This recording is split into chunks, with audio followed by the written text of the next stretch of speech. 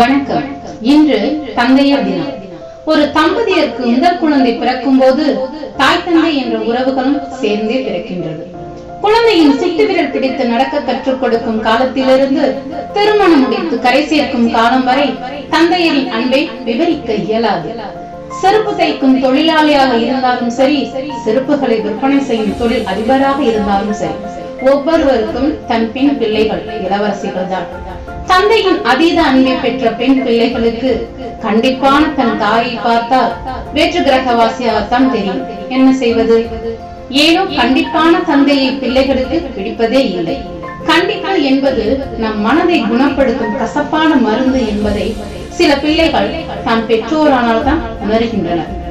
சிறு வயதில் தந்தையை இழந்த ஆண் பிள்ளைகள் எதிர்காலத்தில் தன் பிள்ளைகளுக்கு நல்ல தந்தையாக விளங்குகின்றனர். பெண் பிள்ளைகளோ எதிர்காலத்தில் கணவனின் அன்பில் தந்தையின் சாயலை காண்கின்றனர். தந்தையரின் குணாதிசயங்கள் பலவிதம். தன் பிள்ளைகளுக்கு வேண்டியதை வாங்கி தருபவர்களாக சிலர், வேண்டாததையும் வாங்கி தருபவர்கள் சிலர், அவ்வப்போது அறிவுரை கூறுபவர்கள் சிலர், பிள்ளைகளை பற்றி மற்றவரிடம் பெருமை பேசுபவர்கள் சிலர், பிள்ளைகளின் குறைகளை மட்டுமே மற்றவரிடம் சுட்டிக்காட்டுபவர்கள் சிலர், தவறு செய்யும் பிள்ளைகளை சிலர் கண்டிப்பார்கள், அதை பொருட்படுத்தாமல் சிலரோ மன்னிப்பார்கள். இனி இந்த தவறு நடக்க கூடாது என்று சிலர் தண்டிப்பார்கள். சிலர் தன் பிள்ளைகளை வறுமையிலும் செம்மையாக வளர்ப்பார்கள். சிலர் வறுமையே தெரியாமல் வளர்ப்பார்கள். ஆனால் தன் தந்தையோடு சேர்ந்து வறுமையை முறியடிக்கும் குழந்தைகள் பின்னாளில் சொர்க்கத்தை காண்கிறார்கள். வறுமையே தெரியாமல் வளர்ந்த பிள்ளைகள் பின்னாளில் சொர்க்கத்தை காண்பார்களா என்பது கேள்விக்குறிதான்.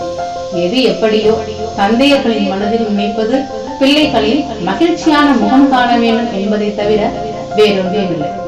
என் தந்தை இருந்திருந்தார் என்ற கருத்திற்கு இடம் தராமல் நம் வாழ்க்கையில் தொடரும் தந்தைகளின் பயணங்களுக்கு பாதுகாவலனாக, குடும்ப பொறுப்புகளை தாங்கும் சுமைதாங்கியாக, வாழ்க்கை பானையை வடிவமைக்கும் குயவனாக, பிள்ளைகள் எனும் பயிர்களை பாதுகாக்கும் உழவனாக, அவ்வப்போது புத்திமதி கூறும் ஆசானாக, தான் தொடாத உயரத்தை தன் பிள்ளைகள் தொட்டுவிட வேண்டும் என்று நினைக்கும் ஏணியாக, திருமணம் முடித்த ஆண் பிள்ளைகள் மனதில் நாயகனாக, இறுதி வரை உழைப்பையே மூலதனமாக கொண்ட தொழிலாளியாக விளங்கும் தந்தையரை போற்றுவோம்.